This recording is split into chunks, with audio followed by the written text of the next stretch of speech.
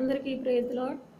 ప్రభువును రక్షకుడైన యేసుక్రీస్తు వారి నామంలో మీకు అందరికీ శుభాభివందనములు తెలియపరుస్తూ మనం కూడికను ఆరంభించుకుందాం. రండి, అందరూ కూడా ఒక అరగంట మాత్రమే మనం చెప్పుకుందాం.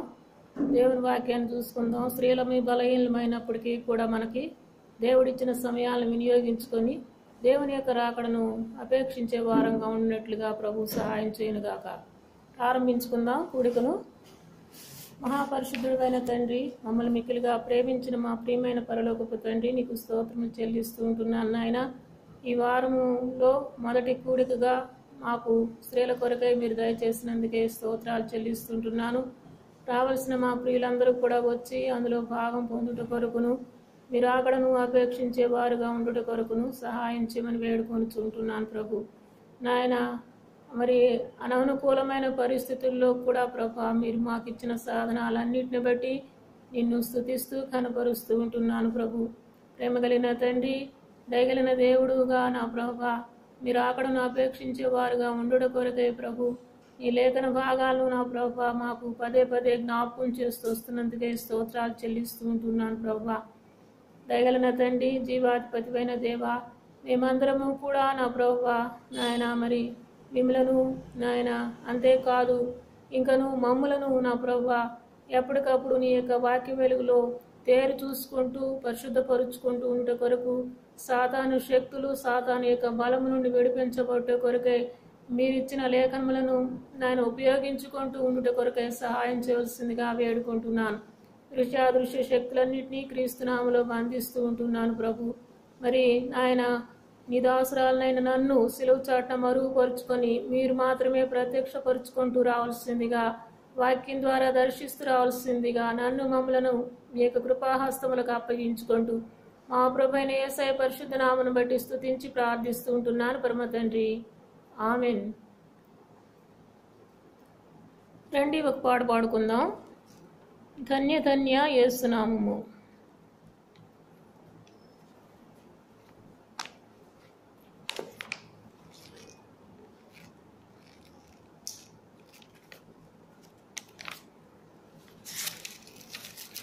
రెండు 287వ పాట, పెద్ద పాటల పుస్తకంలో నుండి 287వ పాట. ధన్య ధన్య యేసు నామము, జయ జయ ప్రభు నామము. ధన్య ధన్య యేసు నామము, జయ జయ ప్రభు నామము. యేసు పేరట ముక్తి దొరుకు, యేసు పేరట ముక్తి దొరుకు. ప్రభు నామమే శృతి పరచు, ప్రభు నామమే శృతి పరచు. ధన్య ధన్య యేసు నామము, జయ జయ ప్రభు నామము. యేసు నామమే ఎంతో ప్రియము, యేసు నామమే ఎంతో ప్రియము.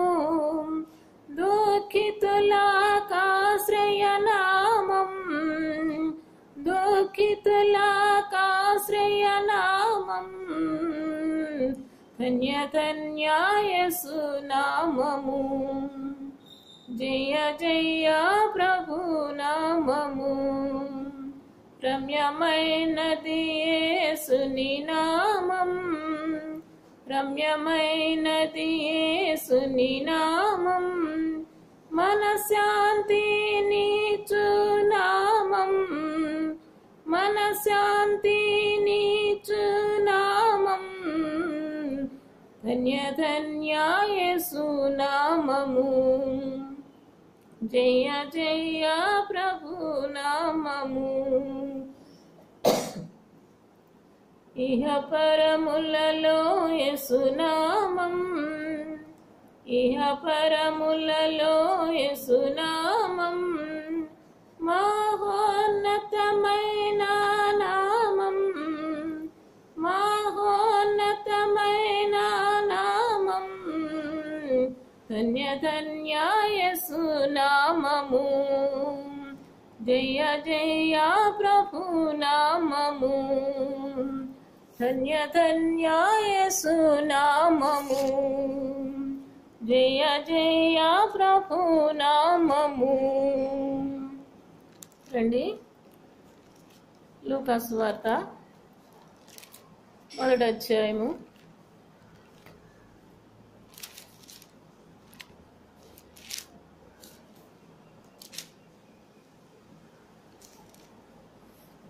37వ వచనము 38వ వచనం చదువుకుందాం. లూకా సువార్త 1వ అధ్యాయము 37, 38. దేవుడు చెప్పిన ఏ మాట ఆయనను నిరర్థము కానేరుదని ఆమెతో చెప్పెను. అందుకు మరియా, ఇదిగో ప్రభు దాసురాలను, నీ మాట చొప్పున నాకు జరుగునుగా కనెను.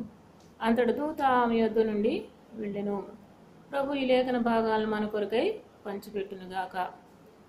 చూస్తే ఇది ఎవరి సందర్భం అంటే, యేసు ప్రభువారు కన్య మరియ గర్భాన పుట్టడానికి ముందుగా దేవదూత వచ్చి, మరి నీ గర్భంలో మరి బిడ్డ పుట్టబోతూ ఉన్నాడు, ఆయనకు యేసు అనే పేరు పెట్టాలి, ఆయన మరి రక్షిస్తాడు, నీవు దేవుని కృప పొందుతావు అని మాటలు చెప్తాడు. ఇదంతా మనం చూస్తూ వచ్చినట్లయితే 26వ వచనం నుండి 38 వరకు మనం చదువుకున్నట్లయితే ఆ భాగం ఉంటుంది. ఇది ఎలాగ జరుగుతుంది, నేను కన్యకను, నేను పురుషుని ఎరుగనదాను అని చెప్పి చెప్తూ వచ్చింది. నీవు దేవుని వలన కృప పొందావు అని చెప్పి చెప్తూ వచ్చాడు దూత. అయితే ఇప్పుడు ఆ మాట చెప్తూ ఏమంటున్నాడంటే, దేవదూత ఏమంటున్నారంటే, దేవుడు చెప్పిన ఏ మాట అయినను నిరర్ధకము కానేరదు అని ఆమెతో చెప్పాడు. అందుకు మరియా, ఇదిగో ప్రభు దాసురాలను, నీ మాట చొప్పున నాకు జరుగునుగాక. ఈమె కన్యక అయినప్పటికీ కూడా, మరి తను కన్యక అయినప్పటికీ కూడా తనకు ఒక ఆలోచన ఉంటుంది. పురుషుల ద్వారానే కదా బిడ్డలు పుట్టేది, మరి నేను పురుషుని ఎరుగనిదానను కదా అని తనకు ఆలోచన వచ్చినప్పుడు దేవతతో చెప్పిన మాట ఏంటి? లేదు, పరిశుద్ధాత్మ వల్ల నీవు గర్భమును ధరిస్తావు అని చెప్పి. ఆ మాటకు ఆమె ఏమి చెప్తుంది? కన్యక మరియా ఏం చెప్తుందంటే, ప్రభు దాసురాలను, ప్రభు యొక్క దాసురాలను, నీ మాట చొప్పున నాకు జరుగునుగాక అని ఆ మాటకు, దేవదూత చెప్పిన మాటకు, దేవుడు చెప్పి పంపించాడు దేవదూతకు అనే మాటకు ఆమె ఏం చేసిందంటే, సరే విధేయత చూపించింది. సరే, ప్రభు నా యొక్క గర్భంలో పుట్టే పని అయితే ఇంతకన్నా మించింది ఏంటి, నేను ధన్యురాలను అనుకున్నది. ఆ మాట చొప్పునే నాకు జరుగునుగాక. ఏ మాట కూడా నిరర్ధకము కానేరదు అని చెప్పాడు కాబట్టి తప్పనిసరిగా అది నిరర్ధకం కాదు. అయితే ప్రభువుకు అప్పగించుకుంటున్నాను, ప్రభు దాసురాల నేను నా అంతటా నేను ఏమీ చేసుకోలేని దాన్ని కాబట్టి, నేను ప్రభు దాసురాలను కాబట్టి నీ మాట చొప్పున నీవేమైతే చెప్పావో దాని ప్రకారం జరుగునుగాక అని తను దేవునికి, దేవుని యొక్క మాటకు, అలాగనే దేవదూత చెప్పిన మాటకు విధేయత చూపించింది. తను దేవునికి అప్పగించుకుంది, దేవుని మాట మీద నమ్మకం ఉంచింది, దేవుని మాట చొప్పున జరుగుతుంది అని చెప్పి విశ్వాసం ఉంచింది. ఇప్పుడు తన గర్భాన్ని యేసు ప్రభు వారికి ఇవ్వడానికి ఇష్టపడిపోయింది. చాలా మంది గతంలో కొంతమంది భక్తులు కూడా చెప్తూ వచ్చారు, మెస్సియా పుడతాడు అని అంటే, చాలా మంది మా గర్భంలో పుడతారేమో, నా గర్భంలో పుడతారేమో స్త్రీలంట పిల్లల్ని కంటూ ఉండేవాళ్ళంట. అలాగన మరి స్త్రీల్లో పురుషుల ద్వారా కలగలేదు, కానీ ఇక్కడ పరిశుద్ధాత్మ ద్వారా కలిగింది అనుకుంటున్నా. మరి అలాంటి సందర్భాల్లో ఈమె కూడా వినుండొచ్చేమో. అయితే నేను ఒక ధన్యురాల్ని, ఏ మాట అయినా దేవుని మాట తప్పక నెరవేరుతుందని చెప్పి ప్రభువుకి ఏం చేసిందంటే తన గర్భాన్ని ఇచ్చేసింది. అసలు చూస్తూ వస్తే స్త్రీలేంటి, ఈ స్త్రీ ద్వారా మనకి ఎంత పాపం వచ్చేసింది, ఈ అవ్వతో ఎంత మరి పాపమంతా నిండిపోయింది. అవ్వ చెప్పిన మాటను బట్టి, అవ్వ తిన్న ఆ ఫలాన్ని బట్టి మరి పాపమంతా నిండుకొని పోయింది, లోకమంతా కూడా వ్యాపించిపోయింది. ఇలాగన మరి ఈ పాపము ఒక్క పాపమే, ఆజ్ఞాతిక్రమమే, కేవలం పండు తినడం ద్వారానే వచ్చింది. అయితే అనేక రకాల పాపాలు దానిలో పుట్టుకొచ్చాయి. ఏంటానని చెప్పి ఆలోచిస్తూ ఉంటాం. అయితే ఈ కన్య మరి అయితే రక్షకుడైన యేసుక్రీస్తు వారికి తన యొక్క మరి గర్భాన్ని ఇచ్చేసింది. ఆమె అయితే దేవుని యొక్క మాట విని కూడా మరి సాతాను యొక్క వశంలో పడిపోయింది. ఇక్కడైతే దేవుని మాట ఇది నిరర్థకం కాదు అని నేను చెప్పినప్పుడు ఈమెయితే ఏం చేసిందంటే తన యొక్క గర్భాన్ని ఇచ్చేసింది. దీని అర్థం ఏంటి అంటే, నేను అనుకుంటున్నాను మన హృదయంలో దేవుడు కూడా పుట్టడానికి ఆశపడుతూ ఉంటాడు. మన హృదయంలో కూడా దేవుడు నివాసం చేయడానికి ఆశపడుతూ ఉన్నాడు. ఆమె అయితే తన గర్భాన్ని ఇచ్చేసింది. మనము దేవునికి దేవుడు నివాసం చేయడానికి మన యొక్క హృదయం ఇవ్వాలని దేవుడు కోరుతూ ఉన్నాడు. నీ హృదయం నాకిమ్మమ్మా అని చెప్తూ వస్తున్నాడు. నీ హృదయంలో నేను నివాసం చేస్తాను అని చెప్తున్నాడు. అయితే ఆమె ఇచ్చినట్లుగా మనం కూడా మన యొక్క గర్భాన్ని లేక మన యొక్క హృదయాన్ని ఇచ్చినప్పుడు దేవుడు మన హృదయంలో నివాసం చేస్తాడు. ఈమె తన యొక్క గర్భాన్ని ఇవ్వడం ద్వారా ఏమైందంటే అనేకులకి రక్షణ వచ్చింది, అనేకులకి పాప క్షమాపణ వచ్చింది, అనేకులకి పరలోక ప్రవేశం వచ్చింది. అనేకులు పాపం ఏంటి, చెడు ఏంటి, రక్షణ ఏంటి, లేక నరకం ఏంటి అని తెలుసుకోగలిగినారు ఈమె గర్భాన్ని ఇవ్వడం ద్వారా. కాబట్టి ఏ మాటైనా నిరర్థకం కాదని ఆమె దేవునికి విధేయత చూపించి ఆ మాటను, అందుకోసమే దేవునికి ఎవరైతే దేవుని యొక్క మాటలు నిరర్థకం కాదు అని చెప్పి నమ్ముతారో, విశ్వాసం ఉంచుతారో వారిలోనే దేవుని యొక్క కార్యము జరిగించబడతా ఉంటుంది. భయం లేకుండా అవిశ్వాసంతో లేక మరి ఇంకా అనుమానాలతో ఉంటే అక్కడ దేవుని యొక్క కార్యము ఆ యొక్క అధ్యాయంలోనే సకల ఆజ్ఞల చొప్పున నడుచుకుంటున్న జకర్యా కొంచెం ఇది ఎలాగ జరుగును, మేము వృద్ధాప్యంలో ఉన్నామే అని అంటే ఏమైంది, అక్కడ మోగతనం వచ్చేసింది. అయితే ఈమె నీ దాసురాలని ఎప్పుడైతే అన్నదో వెంటనే దేవుడు అక్కడ నీ మాట చొప్పున ఏది నిరర్థకం కాదు విశ్వాసం ఉంచిన స్త్రీ. ఈ స్త్రీల గురించి మనం ఆలోచన చేస్తూ ఉంటే నిజంగా దేవునికి యేసు ప్రభు వారి శిష్యులు కూడా చేయలేనటువంటి కార్యాలు చేస్తూ వచ్చారు. ఈమె తన యొక్క గర్భాన్ని ఇచ్చేసింది. యేసు ప్రభు వారు ఉదయించిన తరువాతగా, రక్షించబడిన తరువాతగా, పరిచర్యలో ఉన్న తరువాతగా చూస్తూ వస్తే ఒక ఇంటికి మరి పరిసయ్యుడు తన ఇంటికి పిలిచాడు భోజనానికి. 7వ అధ్యాయంలో లూకాసు వార్త 7వ అధ్యాయంలో చూస్తే ఒక ఇంటికి ఆ పరిసయ్యుడు తన ఇంటికి యేసు ప్రభు వారిని పిలిస్తే ఆయన కాళ్ళు కడుక్కోవడానికి కానీ లేక ఏక తువాలు కానీ ఏమీ ఇవ్వలేదు. అయితే ఒక స్త్రీ వచ్చింది, పాపపు స్త్రీ వచ్చింది. 37వ వచనంలో చూస్తే ఊరిలో ఉన్న పాపాత్మురాలు ఒక ఆమె వచ్చింది. ఆమె ఏం చేసిందంటే చూడండి, వెనుక తట్టు ఆయన పాదముల యొద్ద నిలువబడి ఏడ్చుచు కన్నీళ్లతో ఆయన పాదములను తడిపి తన తల వెంట్రుకలతో తుడిచి ఆయన పాదములను ముద్దు పెట్టుకొని ఆ తరువాటికి పూసింది. ఎన్నో గొప్ప రీతిగా ఆత్మీయ అర్థాలతో ఉన్న ఈ యొక్క పాపపు స్త్రీ కార్యాలు జరిగిస్తూ వచ్చింది. ఏమంటే ప్రభువుని వాళ్ళ ఇంటిలో ఉన్నాడని తెలుసుకుంది. ఆ పాపాత్మురాలు వచ్చింది. వచ్చి వెనుక తట్టు అంటే ప్రభువుకి తన ముఖం చూపించడానికి కూడా యోగ్యత లేదు నాకు అనుకొని ఆ పాదముల యొద్ద ఏడుస్తూ ఉన్నది. ఏడుస్తూ ఏం చేసిందంటే తను కన్నీళ్లు దేవుని యొక్క యేసు ప్రభు వారి యొక్క పాదాలను తడిపి వేసింది. అంతగా తను కన్నీటితోటి నింపబడింది. యేసు ప్రభు యొక్క పాదాలని ముద్దు పెట్టుకుంటూ వచ్చింది. యేసు ప్రభు వారి యొక్క పాదాలకు అత్తరు పూస్తూ వచ్చింది. యేసు ప్రభు యొక్క పాదాలను తన తల వెంట్రుకలతో తుడుస్తూ వచ్చింది. ఎంత ఘనమైన స్త్రీగా కనిపిస్తుంది పాపాత్మురాలు అయినప్పటికీ.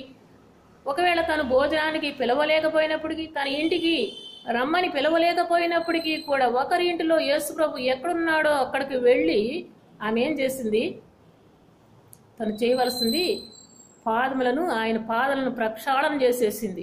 ఏంటి, ఆయన నీళ్ళు ఇవ్వలేదు, కానీ ఈమె యొక్క కన్నీరే ఆయన యొక్క పాదాలని, యేసు ప్రభు వారి యొక్క పాదాలను తడిపి వేసింది.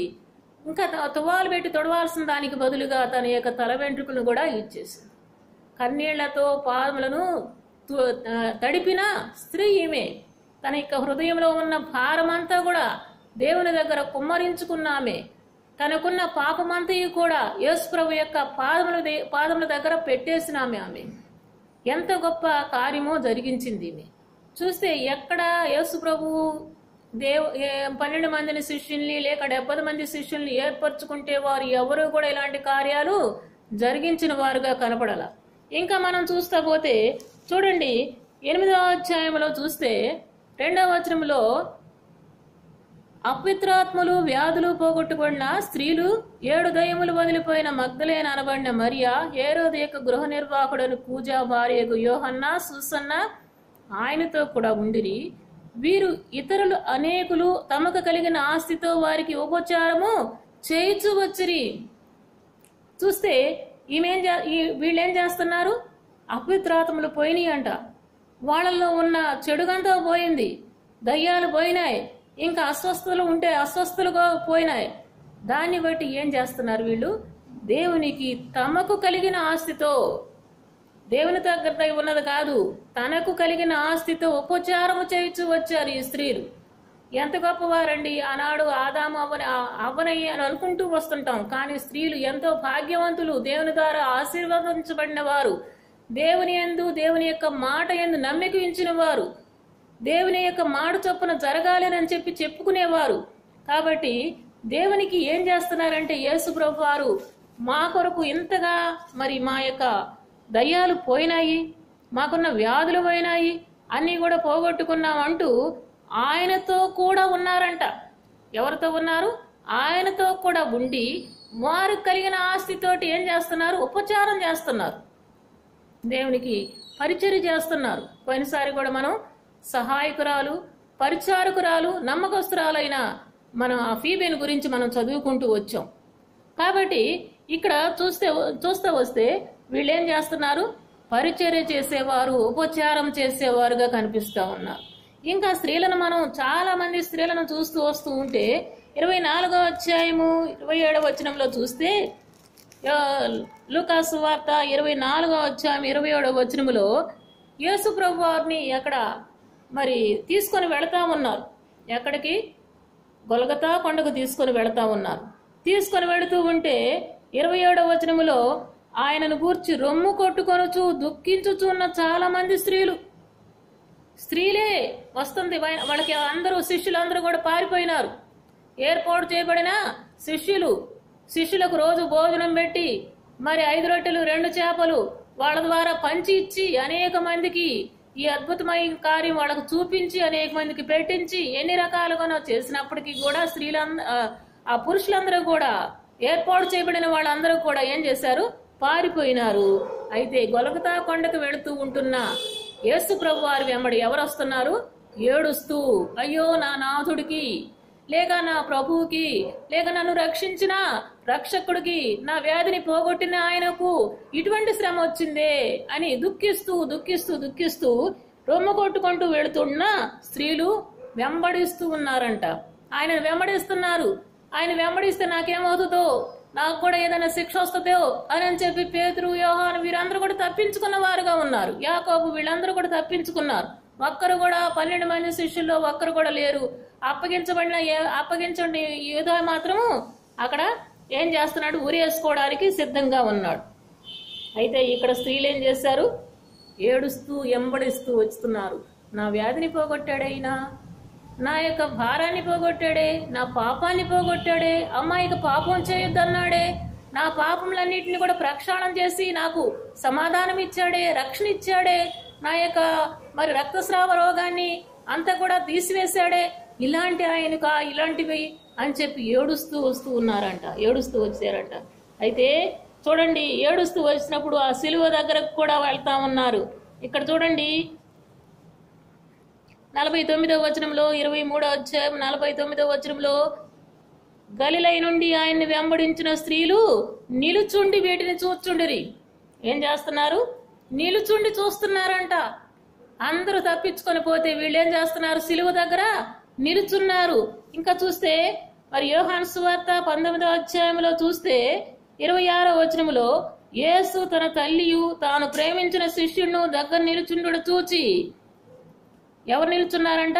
25వ వచనంలో ఆయన తల్లి సహోదరి క్లోపా భార్య మరియా మగ్దలేని మరి సిలువ యొద్ద నిలుచుండిరి. అవును, సిలువ యొద్ద నిలుచోవాలి. మనం సిలువ దగ్గర, శ్రమ దగ్గర నిలుచోవాలి. శ్రమ అంటే తప్పుకొని పోతున్నారు వీళ్ళు, పురుషులందరూ కూడాను. ఏర్పాటు చేయబడిన శిష్యులందరూ కూడా తప్పించుకొని పోయినారు, నాకెక్కడొస్తుందో అని చెప్పి. అయితే ఇక్కడ చూస్తే వీళ్ళు ఏం చేస్తున్నారు? నిలుచుని ఉన్నారు. యేసు సిలువ యొద్ద నిలుచుండిరి. అప్పుడేం చేస్తున్నారు? అప్పగించబడినాయి బాధ్యతలు, అప్పగించబడినాయి. ఎవరైతే నిలవబడి ఉంటారో, ఎవరైతే దేవుని వాక్యం కొరకై శ్రమ వచ్చినా, లేక రోగం వచ్చినా, లేక ఇంకా ఏ బాధ వచ్చినా, ఖడ్గం వచ్చినా దేవుని ప్రేమ నుండి వేడబాపు నేరదు అని చెప్పి ఎవరైతే నిలవబడుతూ ఉంటారో వాళ్ళకి బాధ్యత ఇస్తాడు దేవుడు. ఇప్పుడు ఏం చేస్తున్నాడు? తన తల్లిని యోహానుకు అప్పగించుతున్నాడు. యోహాను తన యొక్క బాధ్యతను స్వీకరిస్తూ వస్తున్నాడు. నిలుచుంటున్నామా మనం? మన యొక్క జీవితాల్లో దేవునికి ఏమైనా ఉపచారం చేస్తున్నామా? దేవుని కొరకు ఏమైనా పాటుపడుతూ ఉంటున్నామా? లేదే, ఇంట్లో ఉంటున్నాం. మరి ప్రార్థన చేసుకుంటున్నామా? ఏది లేదు. ఎక్కడ సిద్ధపాటు? ఈ స్త్రీలు చూడండి, అందుకోసమే భక్తులైన వారుగా కనిపిస్తున్నారు. వీళ్ళ పేర్లు రాయబడుతుంటున్నాయి. ఇప్పటికి కూడా ఈ స్త్రీలను గురించి మనం తెలుసుకుంటూ వస్తూ ఉంటున్నాం. చూడండి, ఇంకా చూస్తే మత్తయి సువార్తలో ఉంటుంది, వాళ్ళంట ఎదురుగా కూర్చున్నారంట. 27వ అధ్యాయము మత్తయి సువార్త 61వ వచనములో మగ్దలేనే మరియా, వేరొక మరియా అక్కడనే సమాధికి ఎదురుగా కూర్చుండుండిరి. ఎంత ధైర్యం అండి వీళ్ళకి, ఎంత ధైర్యము! అక్కడ మరి అందరూ పారిపోతే సమాధి చేస్తుంటే అక్కడే ఉన్నారండి. అక్కడే ఉండి ఎదురుగా కూర్చుంటున్నారు. ఏం చేస్తున్నారా వీళ్ళు అని చెప్పి. ఇక్కడ చూస్తే చూడండి, 24వ లూకాసు వార్త 24వ అధ్యాయములో 24కు ముందు, అప్పుడు 23వ అధ్యాయంలో, అప్పుడు గలిలయ నుండి ఆయనతో కూడా వచ్చిన స్త్రీలు వెంట వెళ్లి ఆ సమాధిని, ఆయన దేహం ఎలా ఉంచబడినో చూచారంట. ఏం చేశారు? గలిలయ నుండి వచ్చిన స్త్రీలు ఏం చేశారంట? ఆ దేహం ఎలా ఉంచబడింది, ఆ సమాధి ఎలాగన చేస్తున్నారు అని చెప్పి అలాగనే చూస్తా ఉన్నారంట. ప్రభు చెప్పిన మాటను బట్టి విశ్రాంతి దినమున తీరికగా ఉన్నారు. 24వ అధ్యాయంలో చూస్తే తెల్లవారుతానే ఉన్నది. స్త్రీలు ఏం చేశారు? సిద్ధపరుచుకున్నారంట సుగంధ ద్రవ్యాలని, ఆ దేహానికి పూయాలని, సమాధి దగ్గరకు వెళ్లాలని. ఎంత ఆతృత కలిగిన వారు వీళ్ళు! ఎంతగా దేవుణ్ణి ప్రేమించిన వాళ్ళు వీళ్ళు! దేవుణ్ణి ప్రేమించి మరి ఆయనకు ఆ సుగంధ ద్రవ్యాలను సిద్ధపరుచుకున్నారు. ఆ దేహం ఎలా ఉంచబడింది చూస్తూ వెళుతూ ఉంటే పరిచర్య చేసిన వాళ్ళు ఉన్నారు. చూస్తూ వెళుతూ ఉంటే ఆ యొక్క సిలువను మోస్తూ ఉన్నప్పుడు ఆ వెనకనే వెళుతూ ఏడుస్తూ వెళుతూ ఉన్నారు. అక్కడ మరి సిలువ యొద్ద నిలవబడిన వారు ఉన్నారు. సమాధి చేస్తూ ఉంటే సమాధి దగ్గర ఎదురుగానే కూర్చున్న వారు ఉన్నారు. అంతేకాదు దేహం ఎలాగనా భద్రపరచబడింది అది కూడా చూస్తూ వచ్చారు. ఇప్పుడైతే ఏం చేస్తున్నారంటే సుగంధ ద్రవ్యాలన్నింటినీ కూడా తీసుకొని పోయాలి అని చెప్పి వచ్చారు. అయితే ఇప్పుడు చూడండి, అంత ఆశతోటి వచ్చిన వాళ్ళకి దేవుడు ఎటువంటి వర్తమానం దేవదూతను పంపిస్తున్నాడు. ఇక్కడ సమాధి ముందర వండిన రాయి దొర్లింపబడి ఉంటుట చూచారు. ప్రభువైన యేసు దేహం వారికి కనపడలేదు. ఇందుకొరకు వారికి ఏమీ తోచకపోతే 2 మనుషులు వారి యొద్ద నిలవబడ్డారంట. భయపడకాకండి, ఇక్కడ ఆయన లేడు, లేచి ఉన్నాడు అని చెప్తే ఇదంతా వెళ్ళి ఇప్పుడు ఎవరికి చెప్తున్నారంట? వారి మాటలన్నీ కూడా వారికి ఏమైతే తెలియపరిచినారో, దేవదూతలు ఏమైతే తెలియపరిచారో ఇక్కడ లేడు, ఆయన లేచి ఉన్నాడని వెంటనే పరిగెత్తుకుంటూ వెళ్ళారు. ఎవరికి చెప్పారు? శిష్యులకు తెలియపరచండి, పోండి మీరు. ఆ శిష్యులు ఎక్కడ దాగి ఉన్నారో అక్కడ ఒక చోట దాగి ఉన్నారు, తలుపులు వేసుకొని ఉన్నారు, భయపడిపోతున్నారు యూదులకి. కాబట్టి వాళ్ళకి మీరు చెప్పండి అని అంటే వెంటనే వెళ్ళి అదిగో మాకు ఆ సమాధి ముందర రాయి అంతా దొర్లించబడింది, ఇక్కడ లేరని చెప్పారు, ఆయన లేచాడని చెప్తున్నారంటే అప్పుడంట వారు ఆ మాటలు జ్ఞాపకం చేసుకున్నారంట. జ్ఞాపకం చేసుకొని 11 మంది శిష్యులకు కూడా వెళ్ళి చెప్తూ వచ్చారంట.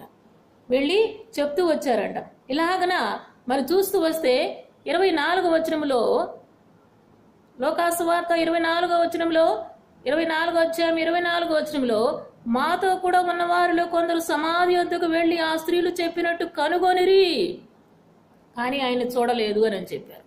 కాబట్టి స్త్రీలు చూడలేదంట, చెప్పిన మాటలు నమ్మారంట. 11వ యోహాను సువార్త చూడండి, యోహాను సువార్త 20వ అధ్యాయంలో చూస్తే ఆమె పట్టు వదలకుండా, ఎవరామె? మగ్దలేని మరియా. పట్టు వదల్లా, ఏడుస్తూనే కూర్చుంది, నాకు కనపడాల్సిందే. ఆ దేహం ఎవరు తీసుకొని పోయినారో తెలీదు, కాబట్టి ఆ దేహం నాకు కావాలి. ఎంత ప్రేమించిందామే, ఎందుకు ఎంత కృతజ్ఞతగా ఉన్నదామే. ఎందుకు కృతజ్ఞతగా ఉన్నది? దయ్యాలన్నీ పోయినాయి.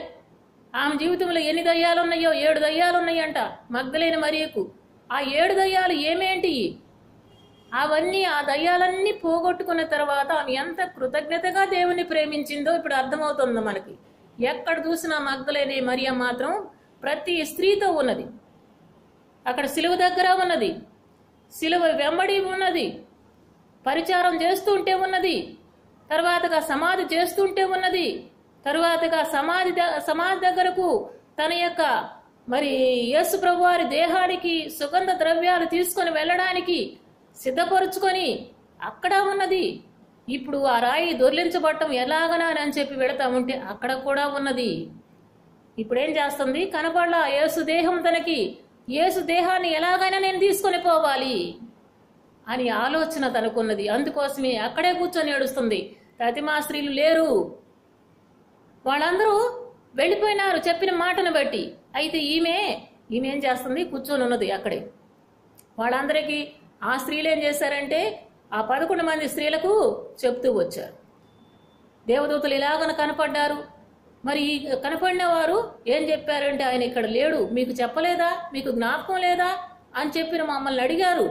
కాబట్టి జ్ఞాపకం చేసుకున్నాం, దేవుడు లేచాడు, యేసు ప్రభు వారు లేచారు అని చెప్పినప్పుడు వాళ్ళు నమ్మి అక్కడికి వచ్చి పేతురు యోహాళ్ళు ఆ సమాధిలో చూస్తూ వచ్చారు.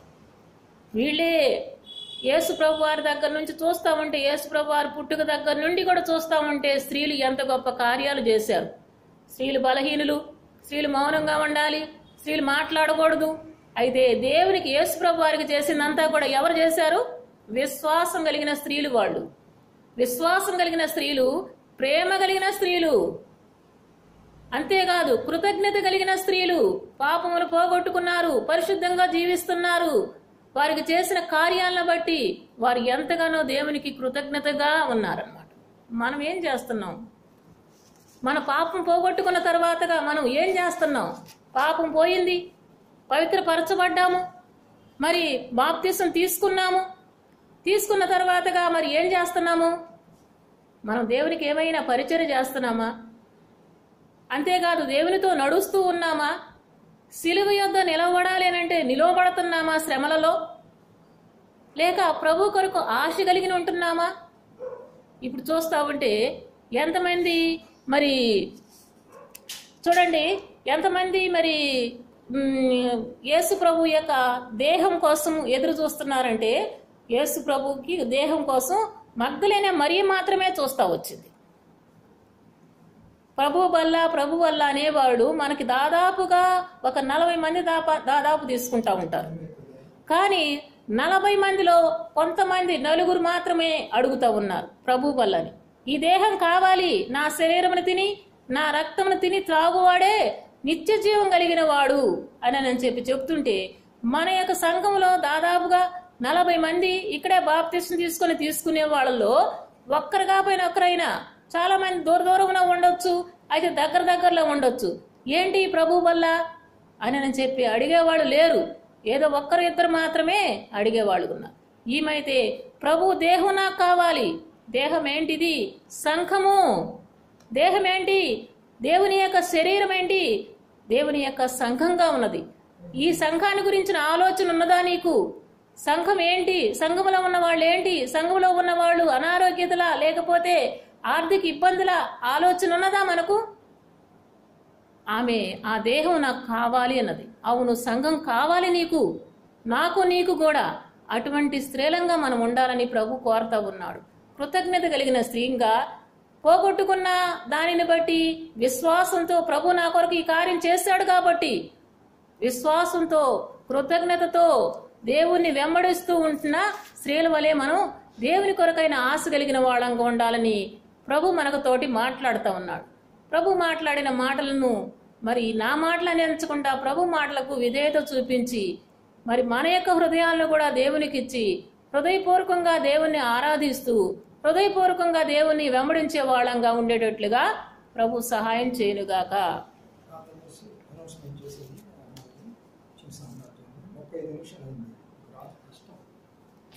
ప్రేమ కలిగిన పరిశుద్ధుడైన తండ్రి, నమ్మకమైన దేవా, నీ ఘనమైన నామమునకు వందనములు నాయన, స్తోత్రాలు చెల్లిస్తుంటున్నాను.